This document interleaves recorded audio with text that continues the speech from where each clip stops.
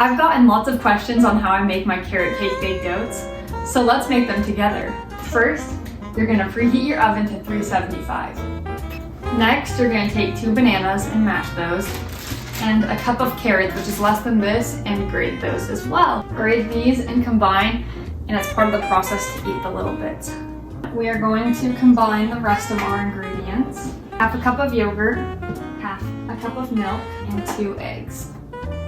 I know it's not advised to crack eggs directly in the bowl, but that will be what we are doing today.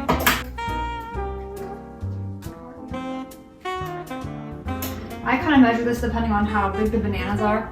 Since my bananas are smaller, I will be doing maybe about 1/3 a cup. My husband does not understand why I don't use a whisk. Honestly, it's because I don't like dirtying dishes. You want to make sure everything's combined like so. It's okay if the bananas are a little chunky, by the way. It makes it better in my opinion. Now for the dry ingredients. The 2 big things, 1/2 cup of oats, 1/2 cup of oat flour, but I'm going to be using white flour today, but that is your preference. Right into the bowl, after it's done. Cinnamon and baking powder. Cinnamon, this you can go all out if you want to. I like to put lots of cinnamon. This is the thing I have learned about cinnamon, is that it enhances the flavor of the banana in my opinion, and it makes it taste more sweet. Now you're going to mix it like your life depends upon it. Get yourself one of these. If you're cheap like me, you're just going to use some of this spray. I can't find my pecans. I don't know what happened to them. Top with pecans and chocolate chips and raisins, but I'm just going to do raisins today, no chocolate chips. And you're going to stick this in the oven at 375 for 35 to 40 minutes. In light of Easter, for the next 3 months, I've decided to step back and embark on a journey. Thinking about all that Christ has done has caused me to step back and think about what I can do for the people in my life and how I can focus more on my husband and children. Our modern culture always focuses so much on being in a rush and having multiple projects at once, and this has caused me to not have enough time with my children and be constantly thinking about other things while with them. But I say no more to that lifestyle. I will be cutting out my 2 businesses that I'm starting, and I will be stepping back and just focusing on my marriage with my husband and my children. Every day when I wake up, I'm going to simplify my day and my schedule to focus on those things and build those things up. Then in a few months, I will slowly add things back in.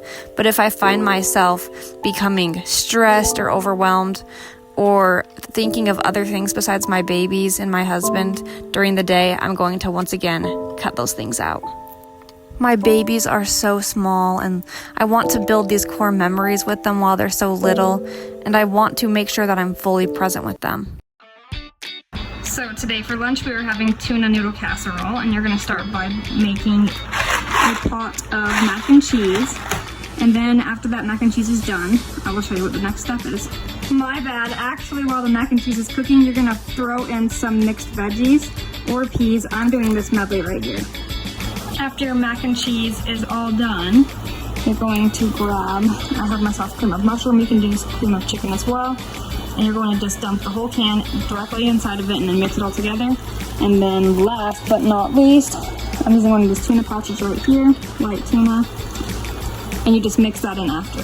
And then mix it all together, salt and pepper it, and you're done. I've been trying to get in 8 cups of water each day, so every time I finish a task, I drink some water.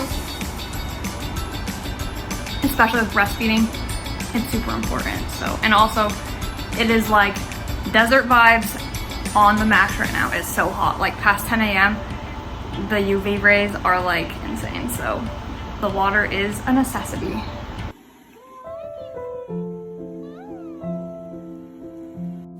Easter is a time when we truly think about the greatest sacrifice that was ever made, and I want to read a few lines from the living Christ. As we commemorate the birth of Jesus Christ 2 millennia ago, we offer our testimonies of the reality of his matchless life and great atoning sacrifice. None other has nor will ever have such a profound impact upon all who have lived and will yet live upon this earth. He was the great Jehovah of the Old Testament, the Messiah of the New. Under the direction of his Father, he was the creator of the earth. Though sinless, he was baptized to fulfill all righteousness. He went about doing good, yet was despised for it. His gospel was a message of peace and goodwill.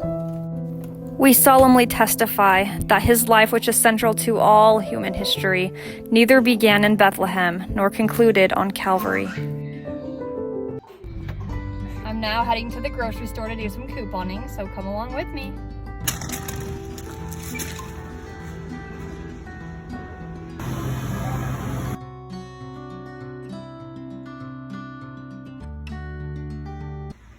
Jesus climbed the hill to the garden still. His steps were heavy and slow. Love and a prayer took him there to the place only he could go.